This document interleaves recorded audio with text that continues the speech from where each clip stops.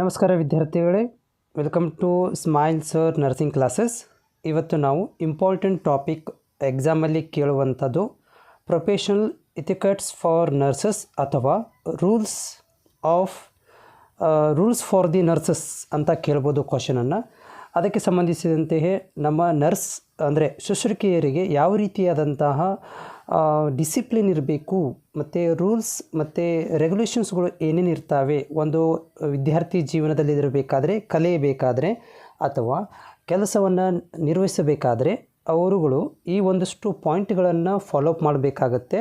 ಒಂದು ಕೆಲಸದ ವೇಳೆಯಲ್ಲಿರ್ಬೋದು ಅಥವಾ ಕಲಿಕಾ ಸಮಯದಲ್ಲಿ ಇರ್ಬೋದು. ಅದಕ್ಕೆ ಸಂಬಂಧಿಸಿದಂತೆ ಇಲ್ಲಿ ಈ ಒಂದು ಟಾಪಿಕ್ ಇರುತ್ತದೆ. ಈ ಒಂದು ಟಾಪಿಕನ್ನು ಕಂಪ್ಲೀಟಾಗಿ ನೋಡಿ. Etiquette is a code of good manner that a nurse should be follow. So ಇದು ಎಥಿಕಟ್ಸ್ ಅಂತಂದರೆ ಇದೊಂದು ಕೋಡ್ ಆಫ್ ಗುಡ್ ಮ್ಯಾನರ್ ಅಂತಂದರೆ ಒಂದು ವ್ಯಕ್ತಿತ್ವವನ್ನು ಹೇಳಿಕೊಳ್ಳುವಂಥ ಒಂದು ಗುಡ್ ಮ್ಯಾನರನ್ನು, ಡಿಸಿಪ್ಲಿನನ್ನು ತೋರಿಸಿಕೊಡುವಂತಹ ಶಬ್ದವಾಗಿದೆ. ಇದು ಎಲ್ಲ ಶುಶ್ರೂಷಕಿಯರಿಗೆ ಮತ್ತು ಶುಶ್ರೂಷಕಿಯರು ಇದನ್ನು ಅನುಸರಿಸಬೇಕಾಗತ್ತೆ ಮತ್ತು ಫಾಲೋ ಮಾಡಬೇಕಾಗತ್ತೆ. The nurse is an important member of the health team. So ನರ್ಸ್ಗಳು ತುಂಬ ಇಂಪಾರ್ಟೆಂಟ್ ಸದಸ್ಯರು ಒಂದು ಹೆಲ್ತ್ ಟೀಮ್ ಒಳಗಡೆ. That must work in cooperation and harmony for the care of the sick. So ಇಲ್ಲಿ ಒಂದು ಪೇಷಂಟ್ಗಳಿಗೆ ಯಾವ ರೀತಿಯಾಗಿ ಕೋಆಪರೇಷನ್ ಮಾಡಬೇಕು, ಅವ್ರ ಜೊತೆಗೆ ಯಾವ ರೀತಿಯಾಗಿ ನಡೆದುಕೊಳ್ಳಬೇಕು ಎನ್ನುವುದರ ಬಗ್ಗೆ ಈ ಒಂದು ಎಥಿಕಟ್ಸ್ ಹೇಳುತ್ತೆ. For an smooth functioning and good interpersonal relationships. So ಇವೊಂದು ಕೂಡ ಯಾವ ರೀತಿಯಾಗಿ ನಾವು ಕೆಲಸವನ್ನು ಕಾರ್ಯನಿರ್ವಹಿಸೋಕೆ ಸ್ಮೂತಾಗಿ ಅಂತಂದರೆ ಅಚ್ಚುಕಟ್ಟಾಗಿ ಕಾರ್ಯನಿರ್ವಹಿಸಬೇಕು ಅನ್ನೋದನ್ನು ಕೂಡ ಇದು ಹೇಳುತ್ತೆ. You as a nurse should follow the certain essential good manners. ನೀವೇನಾದರೂ ಶುಶ್ರೂಷಕಿಯಾದಲ್ಲಿ ಈ ಕೆಳಕಂಡಂತಹ ಅಂಶಗಳನ್ನು, ಪಾಯಿಂಟ್ಗಳನ್ನು ನೀವು ಅನುಸರಿಸಬೇಕಾಗುತ್ತದೆ. ಮೊದಲನೇ ಪಾಯಿಂಟ್ ಹೇಳುತ್ತೆ, you should be courteous to all, be gentle and polite in your talk. So ಯಾವಾಗಲೂ ನೀವು ಓಪನ್ ಆಗಿ ಮಾತಾಡೋದಾಗಿರ್ಬೋದು, ಅಂದರೆ ಮೆಮರಿಂಗ್ ಮಾಡೋಂಗಿಲ್ಲ, ಮರ್ಮರಿಂಗ್ ಒಂಥರ ಗುಣಗುಣ ಮಾತಾಡೋದು, ಈ ಥರ ಒಳಗೆ ಮನಸ್ಸಲ್ಲಿ ಮಾತಾಡ್ಕೊಳ್ಳೋದು ಅಥವಾ ಕಡಿಮೆ ಜೋರಾಗಿ ಮಾತಾಡದೇ ಇರೋದು ಈ ರೀತಿಯಾಗಿರೋದಿಲ್ಲ. ಪೊಲೈಟಾಗಿ ಆಮೇಲೆ ನೀಟಾಗಿ ನೀವು ಉಚ್ಚಾರ ಮಾಡಬೇಕು. ಬೇರೆಯವ್ರ ಜೊತೆಗೆ, ಪೇಷಂಟ್ಗಳ ಜೊತೆಗೆ ಅಥವಾ ನಿಮ್ಮ ಸೀನಿಯರ್ಗಳ ಜೊತೆಗೆ, ಡಾಕ್ಟರ್ ಜೊತೆ ಮಾತಾಡಬೇಕಾದ್ರೆ. ಸೊ ಎರಡನೇ point, you should greet your seniors. Okay, greet your cells ಅಂದರೆ ಗ್ರೀಟ್ ಅಂದರೆ ರೆಸ್ಪೆಕ್ಟನ್ನು ಕೊಡಬೇಕಾಗತ್ತೆ. ನಿಮ್ಮ ಸೀನಿಯರ್ಸ್ಗಳಿರ್ಬೋದು, ವರ್ಕರ್ಸ್ ಇರ್ಬೋದು, ಯುವರ್ ಕ್ಲೈಂಟ್ ಅಂದರೆ ಪೇಷಂಟ್ಸ್ಗಳಿಗೆ ನೀವೇನು ಮಾಡಬೇಕಾಗತ್ತೆ ಅಂತಂದರೆ ಅವರಿಗೆ ರೆಸ್ಪೆಕ್ಟನ್ನು ಕೊಡಬೇಕು. ಹೌದಾ? ಜೊತೆಗೆ ಅವ್ರಿಗೆ ವಿಶ್ಗಳನ್ನು ಮಾಡಬೇಕಾಗತ್ತೆ with appropriate word according to the time of the day. ಯಾವ ರೀತಿಯಾಗಿ ಅಂತಂದರೆ ಗುಡ್ ಮಾರ್ನಿಂಗ್ ಆಗಿರ್ಬೋದು, good evening, good afternoon. Okay, ಈ ರೀತಿಯಾದಂಥ ನಿಮ್ಮ ವರ್ಕರ್ ಇರ್ಬೋದು, ಸೀನಿಯರ್ಸ್ಗಳಿಗೆ ಅಥವಾ ನಿಮ್ಮ ಕ್ಲೈಂಟ್ ಅಂತಂದರೆ ಪೇಷಂಟ್ಸ್ಗಳಿಗೆ ಈ ಕೋಆಪರೇಟಿವ್ ಅಂದರೆ ಅವ್ರ ಜೊತೆಗೆ ಮಾತಾಡಬೇಕಾಗತ್ತೆ. ಮೂರನೇ point, you should address the seniors with proper title. Okay, ಸೀನಿಯರ್ಸ್ಗಳ ಜೊತೆ ಮಾತಾಡಬೇಕಾದ್ರೆ ಸರ್ ಅಂತ ಯೂಸ್ ಮಾಡ್ಬೋದು ಉದಾಹರಣೆಗೆ, ಅಥವಾ ಮ್ಯಾಡಮ್ ಅಂತ ಯೂಸ್ ಮಾಡ್ಬೋದು, ಸಿಸ್ಟರ್, ಮಿಸ್ಟರ್ ಮುಂತಾದವುಗಳನ್ನು ಹಚ್ಚಿಕೊಂಡು ನೀವು ರೆಸ್ಪೆಕ್ಟ್ಫುಲ್ಲಾಗಿ ಮಾತಾಡಬೇಕಾಗತ್ತೆ ಸೀನಿಯರ್ಗಳ ಜೊತೆಗೆ. ನಾಲ್ಕನೇ point, stand up when people of higher rank enter your room. So ಯಾವಾಗಂತಂದರೆ ನಿಮ್ಮ ಒಂದು ಕ್ಲಾಸ್ ರೂಮ್ ಒಳಗಡೆನೋ ಅಥವಾ ನಿಮ್ಮ ರೂಮಿಗೆ ಯಾರಾದರೂ ಬಂದಾಗ, ಅಂದರೆ ಹೈಯರ್ ಅಥಾರಿಟಿಯವರು ಬಂದಾಗ, ನಿಮ್ಗಿಂತ ಸೀನಿಯರ್ ಇದ್ದವ್ರು ಬಂದಾಗ ನೀವು ಎದ್ದು ನಿಂತ್ಕೋಬೇಕಾಗತ್ತೆ.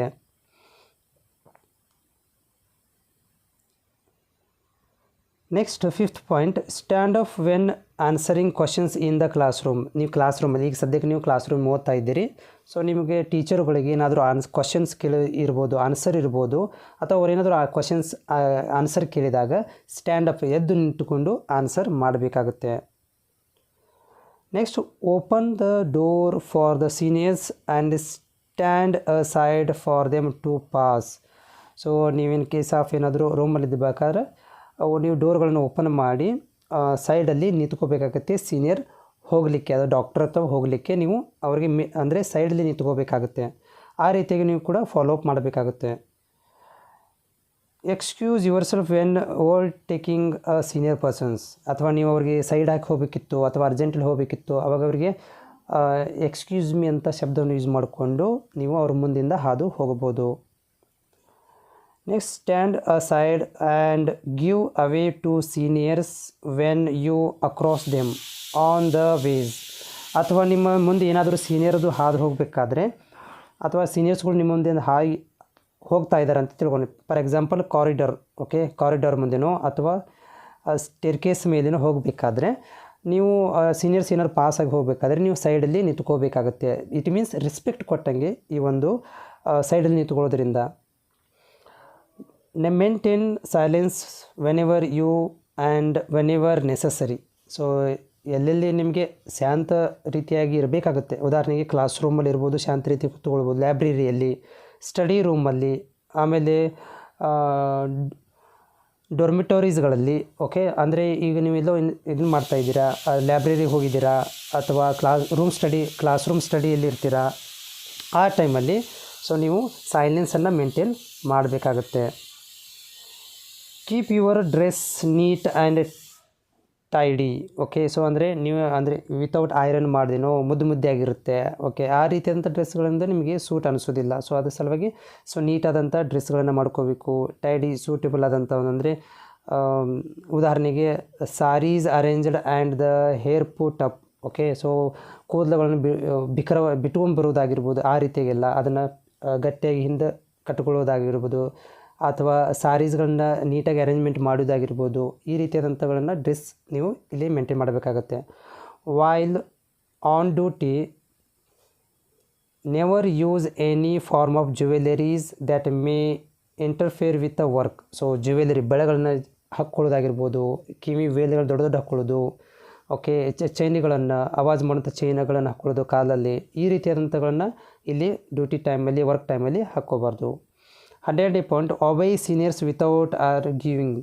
ಸೊ ಸೀನಿಯರ್ಸ್ ಏನು ಹೇಳ್ತಾರೆ ಅದನ್ನು ಅವ್ರಿಗೆ ಆರ್ಗ್ಯೂ ಮಾಡ್ದೇನೆ, ಓಕೆ. ಸೊ ಅವರು ಹೇಳಿರುವಂಥ ನಿಜ ಒಂದು ರೈಟ್ ಇನ್ಫಾರ್ಮೇಷನ್ಸ್ಗಳನ್ನು ಆಕ್ಸೆಪ್ಟ್ ಮಾಡ್ಕೋಬೇಕು, ಅವ್ರಿಗೆ ಆರ್ಗ್ಯುಮೆಂಟ್ ಮಾಡಲಿಕ್ಕೆ ಹೋಗಬಾರ್ದು.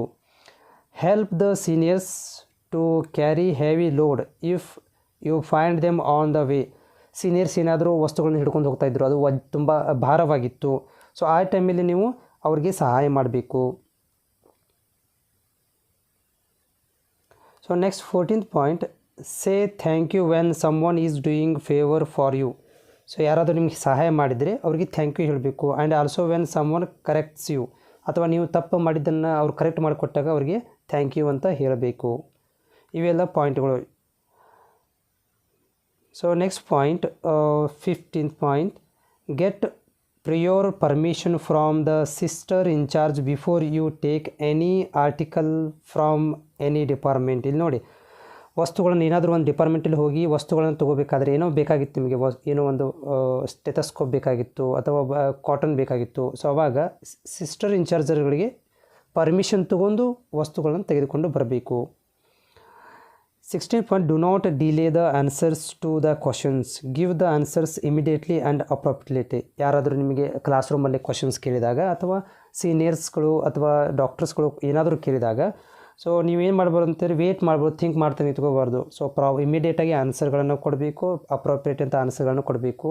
ಸೊ ಇದರಿಂದ ಏನಾಗುತ್ತೆಪ್ಪ ಅಂದರೆ ಹೆಸಿಟೇಷನ್ ಆಗುವಂತಹ ಇರ್ಬೋದು, ಅಥವಾ ಶಿಕ್ಷಕರು ನಿಮ್ಮ ಮೇಲೆ ಒಂದು ರೆಸ್ಪೆಕ್ಟ್ ಭಾವನೆ ಇಟ್ಕೋಬೇಕು ಅಂತಂದರೆ ಆಗ ಸೊ ಅವ್ರಿಗೆ ಆನ್ಸರ್ಗಳಿಗೆ ಕ್ವಿಕ್ಕಾಗಿ ಕ್ವಶನ್ಗಳಿಗೆ ಆನ್ಸರ್ಗಳನ್ನು ಕೊಡಬೇಕಾಗುತ್ತೆ. ನೆಕ್ಸ್ಟು ಬಿ ಪಂಕ್ಚುವಲ್ ಆಲ್ವೇಸ್, ಯಾವಾಗಲೂ ಪಂಕ್ಚುವಲ್ ಆಗಿರಿ. ಅಂದರೆ ಒಂಥರ ಸ್ಟ್ರೆಸ್ಫುಲ್ಲಲ್ಲಿ ಏನೇನೋ ಹೇಳೋದು, ಏನೋ ಕೇಳಿದಾಗ ಏನೋ ಹೇಳೋದು, ಈ ರೀತಿಯಾಗಿರ್ಬೇಡಿ. ಸೊ ಪಂಕ್ಚುವಲ್ ಆಗಿ ಆ್ಯಕ್ಟಿವ್ ಆಗಿರಬೇಕು. Avoid thumb sickness and nail beating. So ಅವಾಗ ಏನಪ್ಪ ಅಂತಂದರೆ